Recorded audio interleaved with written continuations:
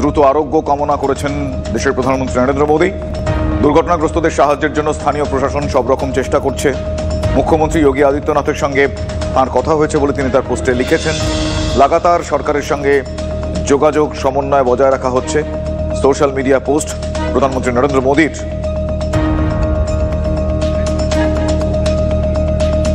মহাকুম্ভে পদপিষ্ট হয়ে বেশ কয়েকজনের মৃত্যুর খবর পাওয়া যাচ্ছে।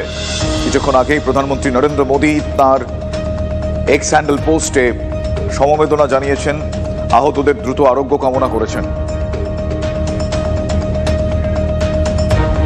মহাকুম্ভে পদপিষ্ট হয়ে বেশ কয়েকজনের মৃত্যুর খবর পাওয়া যাচ্ছে। এই মুহূর্তে যে ছবি আপনারা দেখছেন মহাকুম্ভের, সরাসরি সেই ছবি আপনাদের দেখাচ্ছে। অনেকেই আহত।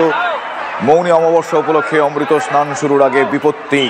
আমার সহকর্মী জ্যোতির্ময় কর্মকার এই মুহূর্তে আমার সঙ্গে রয়েছেন সরাসরি প্রয়াগরাজ থেকে।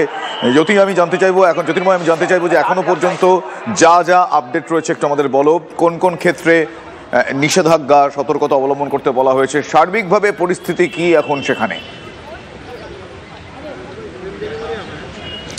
দেখো, দুটি পার্টে এই মুহূর্তে পদক্ষেপ করা হচ্ছে। এক, মহাকুম্ভে যে স্নান চলছে সেই স্নান যাতে নিরন্তর চলতে পারে এবং যে ঘটনা ঘটেছে তার পুনরাবৃত্তি যাতে না ঘটে সেই বিষয়টি নিশ্চিত করার জন্য একেবারে উচ্চ পর্যায়ের বৈঠকে কয়েকটি সিদ্ধান্ত গৃহীত হয়েছে এবং সেই সিদ্ধান্তের যাতে পুঙ্খানুপুঙ্খ বাস্তবায়ন হয় সেই বিষয়টি নিশ্চিত করার চেষ্টা চলছে।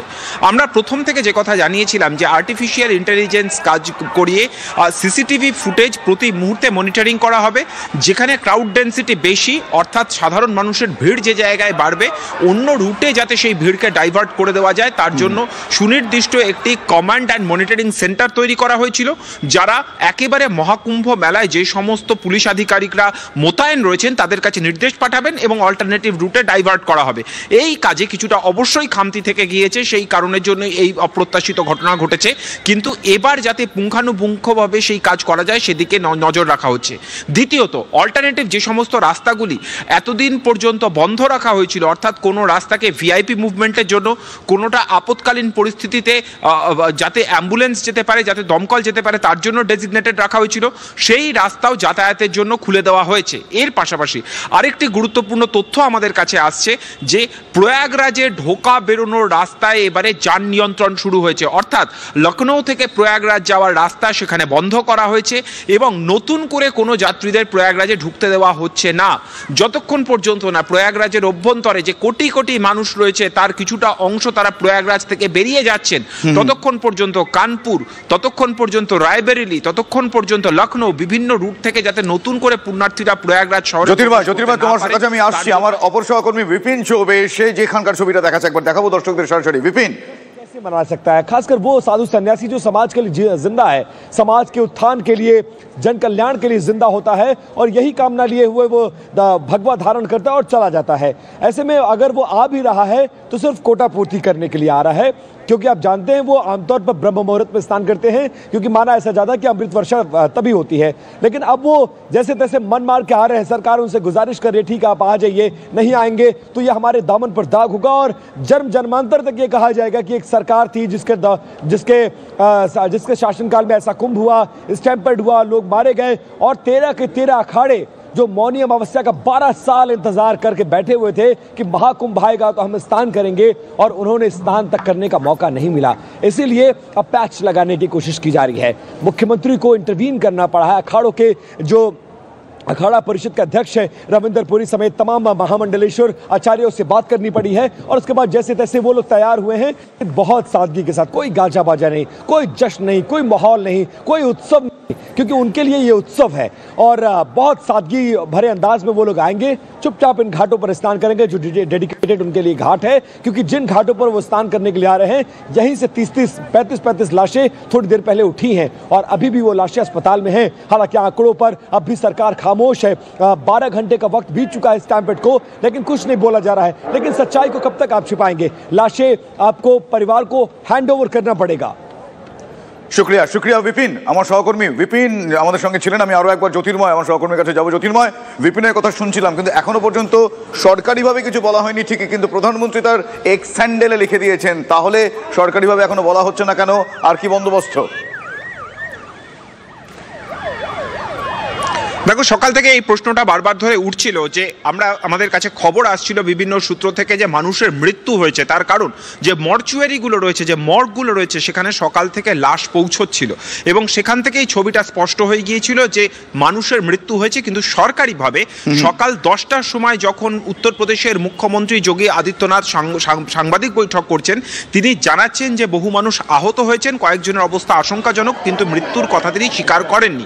দুপুর 12টার ঠিক আগে প্রধানমন্ত্রী নরেন্দ্র মোদী তিনি এক্স হ্যান্ডেলে বার্তা দিয়ে তিনি এই মৃত্যুর খবর পরোক্ষে তিনি স্বীকার করে নেন। কিন্তু আজ আমরা সকাল 9টার আগে থেকে বিরোধী দলের নেতাদের দেখতে পাই, একেবারে রাহুল গান্ধী থেকে শুরু করে মল্লিকার্জুন খার্গে, অখিলেশ যাদব, মায়াবতী, তারা এক্স হ্যান্ডেলে যে বার্তা দিয়েছেন, প্রথম লাইনেই এই মৃত্যুর ঘটনার জন্য তারা দুঃখ প্রকাশ করেছেন। অর্থাৎ মৃত্যুর তথ্য যে রয়েছে তা বিরোধী দলগুলি তাদের এক্স হ্যান্ডেলের মাধ্যমে সুকৌশলে কিন্তু জনমানুষে সেই বার্তা পৌঁছে দিয়েছেন। এবং এই মুহূর্তে আমাদের কাছে যে খবর আসছে যে প্রশাসনের তরফ থেকে এখনো পর্যন্ত কেন এই হতাহতের সংখ্যা কতজন আহত হয়েছেন, কতজনের অবস্থা একেবারে জ্যোতির্ময়, সেই প্রশ্নটা এই মুহূর্তে উঠছে যে এখনো পর্যন্ত সেই সংখ্যাটা বা একটা আইডিয়া যাকে আমরা বলি সেটা কেন করা হচ্ছে না। কিন্তু আরো একটা বিষয়, এবার তো বিশেষ যোগ, মহাযোগ যাকে বলা যায়, যে কারণে অসংখ্য মানুষ সেখানে আসবেন, এটা তো আগে থেকে জানা। সেই মতো বাড়তি বন্দোবস্ত ছিল বলেও পুণ্যার্থীরা সে আশায় গিয়েছিলেন। সেখানে কোনোভাবে অব্যবস্থা, খামতি ইত্যাদি কিছু হয়েছিল নাকি এটা অতি উৎসাহের ফল? দেখো, একটা বিষয় অবশ্যই মানতে হবে যে 4000 হেক্টর জমি, সেখানে 12 কিলোমিটার দীর্ঘ একাধিক ঘাট রয়েছে, 12 কিলোমিটার দীর্ঘ জায়গার ওপরে প্রায় একাধিক ঘাট রয়েছে। কিন্তু যখন একটা জায়গাতে সুনির্দিষ্ট একটা সময়ের মধ্যে সেখানে প্রায় 3 থেকে 4 কোটি মানুষ এসে যায় এবং যে খবর আমরা পাচ্ছি যে 24 ঘন্টায় 10 কোটি মানুষ স্নান করবে, কোনো একটি রাজ্যে, ছোট রাজ্যগুলির 10 কোটি জনসংখ্যা নেই, ফলত 4000 হেক্টর জমিতে যদি 10 কোটি মানুষের আনাগোনা হয়, যে পরিকাঠামোই তৈরি করা হোক না কেন তা কখনোই পর্যাপ্ত হবে না। এবং সেক্ষেত্রে এই ধরনের অপ্রত্যাশিত ঘটনা মোকাবিলা করা সেটা যথেষ্ট চ্যালেঞ্জ সাপেক্ষ। এবং আজকে একটা বিষয় আমাদের কাছে যে প্রশ্নগুলো উঠে আসছে তা হচ্ছে যে সিকিউরিটি সিস্টেম ছিল, সেই সিকিউরিটি সিস্টেমে অবশ্যই কিছুটা গলদ রয়েছে। এখন যে তথ্যগুলো আমরা পাচ্ছি যে হেলিকপ্টারের মাধ্যমে প্রতি মুহূর্তে নজরদারি চলছে, এখন ড্রোনের ভিজুয়ালকে পর্যালোচনা করা হচ্ছে, কিন্তু এই কাজটা আগে কেন করা হয়নি এই প্রশ্নটাই কিন্তু বারবার ধরে উঠে আসছে। এবং যে সিদ্ধান্ত আজকে সকালে নেওয়া হয়েছিল, অর্থাৎ আখাড়া পরিষদের তরফ থেকে মহামণ্ডলেশ্বরা তারা সিদ্ধান্ত নিয়েছিলেন যে তারা আজকে এই শোভাযাত্রা বের করবেন না, মৌনী অমাবস্যার দিন তারা পবিত্র অমৃত স্নান করবেন না, তারা বসন্ত পঞ্চমীর দিন করবেন। কিন্তু তারপরে আখাড়াগুলি থেকে অন্যান্য মহামণ্ডলেশ্বরা তারা প্রশ্ন করতে শুরু করেন যে এই যোগ 144 বছরে একবার আসে, ফলত এই সুযোগ যদি তারা হারান সেটা একটা বড় সুযোগ হারানো হবে, তাদের জীবদ্দশায় এই সুযোগ তারা পাবেন না।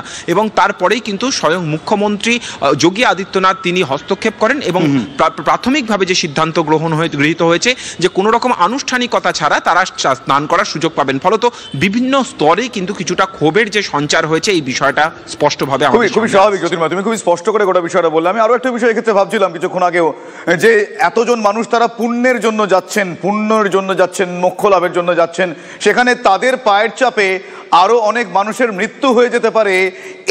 এই আন্তরিকতা, এই মানসিক অবস্থা ব্যতি রেখে এত মানুষ পুণ্য স্নানে যাচ্ছেন, এক্ষেত্রে তাদের উদ্দেশ্যে কোনো রকম নোটিশ, কোনো রকম এক্ষেত্রে ঘোষণা, কোনো রকম এক প্রকার আমি বলবো নির্দেশ সেসব শোনা যাচ্ছে? কিছুক্ষণ আগে মাইকিং শুনছিলাম। দেখো, মকর সংক্রান্তির দিন যখন আমরা ওখানে ছিলাম সেই দিনও আমরা একটা যে ছবিটা দেখেছি যে লাগাতার মাইকে অ্যানাউন্স করা হচ্ছে যে যারা আসছেন পুণ্য স্নান করতে তারা তাদের হাতের সামনে যে ঘাট পাচ্ছেন সেই ঘাটেই তারা স্নান করুন। কিন্তু মানুষের প্রবণতা হচ্ছে সবাই চাইছেন ত্রিবেণী সঙ্গমে পৌঁছে গিয়ে সেখানে স্নান করতে।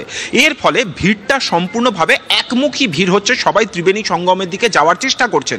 প্রায় 2 কিলোমিটার রাস্তা জুড়ে যদি কোটি কোটি মানুষ তারা একটা সুনির্দিষ্ট জায়গা, যে জায়গা কয়েকশো মিটার বিস্তৃত, সেই জায়গাতে যদি তারা মনে করেন যে তারা পুণ্য স্নান করবেন, ফলত এই ধরনের ঘটনা কিন্তু প্রত্যাশিতই। এবং ঠিক সেই ঘটনাটাই ঘটেছে। স্বয়ং যোগী আদিত্যনাথ তিনিও আবেদন করেছেন সাধারণ মানুষের কাছে, এবং প্রতি মুহূর্তে এই আবেদন মাইকে শুধু করা হচ্ছে না, যে কথা আমি কিছুক্ষণ আগে বলছিলাম যে সিকিউরিটি মেকানিজম সেখানে রয়েছে। একদমই তুমি যেটা বললে জ্যোতির্ময়, একেবারে পরিষ্কার স্পষ্ট। আমরা যারা একটু দূর থেকে দেখছি, আমার অনেক সহকর্মীরা রয়েছেন, অনেক পরিচিতরা সেখানে রয়েছেন, যারা এই মুহূর্তে TV9 বাংলা দেখছেন, TV9 নেটওয়ার্কে অন্যান্য চ্যানেল থেকে তারা জানতে পারছেন এই মুহূর্তে লেটেস্ট পরিস্থিতি কি, সবকিছু পরেও এখনো পর্যন্ত আমরা আরো একবার সংবেদনশীল সংবাদ মাধ্যমে আরো একবার জানাচ্ছি প্রত্যেককে, যারা পুণ্যার্থীরা যাচ্ছেন এই মুহূর্তে আপডেট রাখার চেষ্টা করছেন বিভিন্ন চ্যানেলসের মাধ্যমে, তাদেরকে বলছি যে একটু নিরাপদে এবং আশপাশে কি ঘটছে সেটা দেখে হুড়োহুড়ি না করে সতর্কতা অবলম্বন করে তারা যদি এগোন তাহলে এই ধরনের ঘটনা এড়ানো যায়। যেই মুহূর্তের ঘটনা সেই মুহূর্তে যারা আতঙ্কিত সেই সময়কার কিছু বক্তব্য আমাদেরকে যারা এক প্রকার আই উইটনেস বলা যায়, প্রত্যক্ষদর্শী, আপনাদের শোনাবো। सर मैं नहाने जा रहा था वहाँ गंगा स्नान करने यहाँ त्रिवेणी के पास, वहीं जैसे मतलब भीड़ इतनी थी, मैं वापस हो गया, वापस हो रहा था उसके पीछे इतना भीड़ हो गई कि आगे पीछे थे कि उसी में मतलब आदमी गिर गए सब भड़का में, और हम सब भी मर जाते लेकिन ये लोग बच गए, लेकिन हमारे चाचा उसमें खत्म हो गए उसी वक्त। इतने अचानक भीड़ आ गई, भीड़ में हम फंस गए, लोग टक्कर मारने लगे, हम नीचे गिर गए, बहुत लोग नीचे गिर गए, बहुत ज्यादा भीड़ कंट्रोल नहीं हुआ, हम एक पर एक ऐसे गिरते रहे। ডেটটা যদি আমরা ধরি তাহলে প্রায় 12 ঘন্টা হয়ে গিয়েছে, কিন্তু এখনো পর্যন্ত সরকারিভাবে নির্দিষ্ট করে কিছু কতজনের মৃত্যু হচ্ছে এখনো জানানো হয়নি। কিন্তু বেশ কিছুক্ষণ আগেই বলা যায় যোগী আদিত্যনাথ তিনি সাংবাদিকদের কি বলেছেন আপনাদের আরো একবার শোনাই। रात्रि को 1 से 2 बजे के बीच में बैरिकेड्स को फांद करके आने में कुछ श्रद्धालु गंभीर रूप से घायल हुए हैं। उन्हें तत्काल हॉस्पिटल में पहुंचा करके उपचार आदि की व्यवस्था उनके लिए की गई है। उनमें से कुछ श्रद्धालु गंभीर रूप से घायल हैं। काल से ही उनके लगभग 4 बार प्रधानमंत्री जी ने हालचाल लिया है।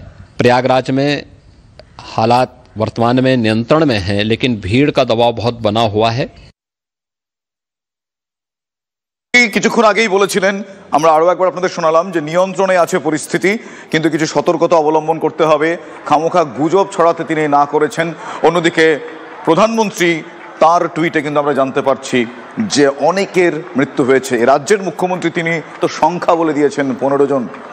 আমরা এই মুহূর্তে সেখানকার এক্স্যাক্ট পরিস্থিতি কি, কতটা সতর্কতা অবলম্বন করা হচ্ছে, কি দেখা যাচ্ছে আরও একবার জানবো আমার সহকর্মী জ্যোতির্ময়ের কাছ থেকে। জ্যোতির্ময়, যে সতর্কতা, যে মাইকিং, যে অ্যানাউন্সমেন্ট হচ্ছে সেটা পুণ্যার্থীরা মেনে চলছেন, ছবি কি তাই বলে?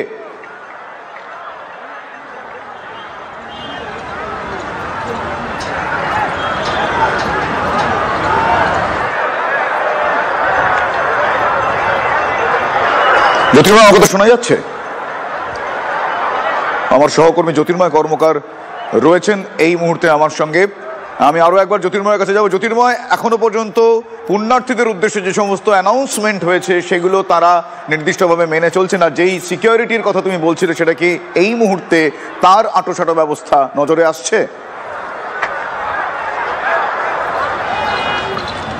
দেখো, দুটো পার্টে এই সিকিউরিটি রয়েছে। এক, যে কুম্ভ মেলার যেটা আমরা জানি নদী তট, সেই নদী তটে পৌঁছতে গেলে প্রায় 3 থেকে 4 কিলোমিটার রাস্তা হেঁটে আসতে হচ্ছে, এবং সেই 3 থেকে 4 কিলোমিটার একটি রাস্তা দিয়েই হাঁটতে হচ্ছে। অর্থাৎ কেউ স্টেশনে এসে পৌঁছন, কেউ বাস স্ট্যান্ডে এসে পৌঁছন, তারপর কিন্তু এই জনস্রোতটা কার্যত একমুখী এবং একটা রাস্তার অভিমুখেই তারা চলছেন। এবং এই মুহূর্তে যে চ্যালেঞ্জ চলছে তা হচ্ছে অল্টারনেটিভ রুট খুলে দেওয়া। সেই রাস্তা রয়েছে, কিন্তু সেই রাস্তাগুলি অ্যাম্বুলেন্স চলার জন্য, দমকলের জন্য, কোনো আপৎকালীন পরিস্থিতির জন্য বা ভিআইপি মুভমেন্টের জন্য ডেজিগনেটেড ছিল। আমরা দেখেছি কিছুক্ষণ আগেই একেবারে এই ভিআইপি কালচারকে কাঠগড়ায় দাঁড় করিয়েছেন রাহুল গান্ধী সহ অন্যান্য বিরোধী নেতারা, এবং এবারে কিন্তু যেই দাবিটাই উঠছে এবং সেই দাবি মোতাবেক মানে এই মুহূর্তে সেই ডেজিগনেটেড রাস্তাগুলো যেগুলো ইমার্জেন্সি সার্ভিসের জন্য ছিল সেগুলোও খুলে দেওয়া হয়েছে। একদমই সেই রাস্তাগুলো খুলে দেওয়া হচ্ছে যাতে ভিড় বিভিন্ন দিক থেকে বেরোতে পারে। দ্বিতীয়ত, এই মেলা গ্রাউন্ডে পৌঁছে যাওয়ার পরে একটি দ্বীপ রয়েছে, মাঝখান দিয়ে গঙ্গা বয়ে গিয়েছে, এবং সেই দ্বীপে মূলত আখাড়া পরিষদের যে আখাড়াগুলি রয়েছে, অর্থাৎ সাধুদের যে আখাড়া, সেগুলি মূলত সেই দ্বীপে রয়েছে। সেখানে পৌঁছানোর জন্য একাধিক পন্টুন ব্রিজ রয়েছে, প্রায় 8টির বেশি পন্টুন ব্রিজ রয়েছে। এই পন্টুন ব্রিজগুলি কি? এই পন্টুন ব্রিজগুলি হচ্ছে লোহার বড় বড় ভাসমান ক্যাপসুল, তার ওপরে কাঠ এবং লোহা দিয়ে এই একেবারে দড়ি দিয়ে বেঁধে এই ব্রিজ তৈরি করা হয়েছে।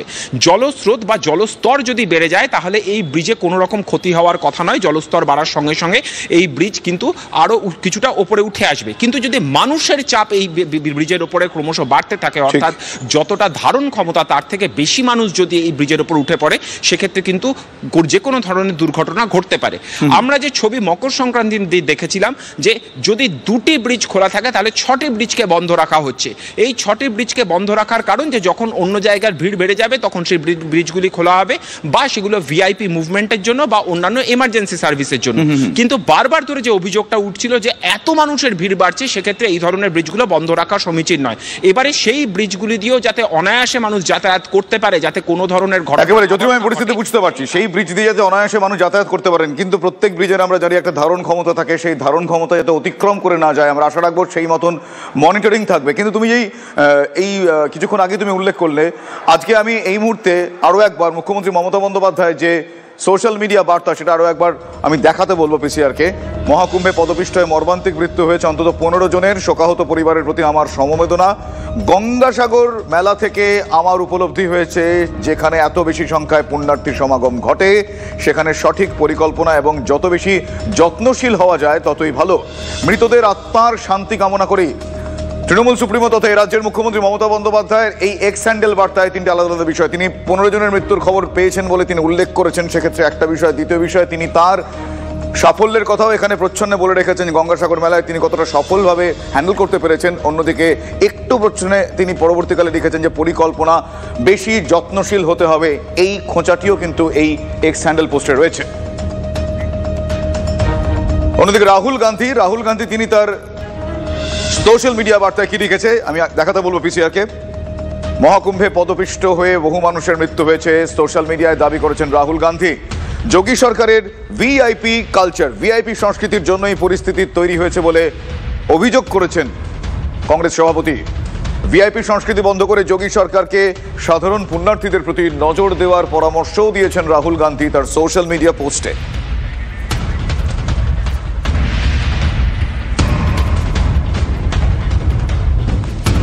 অত্যন্ত মর্মান্তিক এবং দুর্ভাগ্যজনক ঘটনা। কোনো ধরনের মৃত্যুর সংখ্যা নিয়ে যে গুজব চলছে এটা ঠিক নয়। দুর্ঘটনাই যাতে না হয় তার জন্য সরকারকেও যেমন আরো কঠোর হতে হবে, সবসময় হওয়া যাচ্ছে না সমস্ত মানুষের কথা চিন্তা করে, সেই সময় মানুষকেও আরেকটু নিজেদের ভাবাবেগকে নিয়ন্ত্রণ করতে হবে। পদপিষ্ট আশঙ্কাজনক অবস্থায় হসপিটালে ভর্তি বেশ কয়েকজন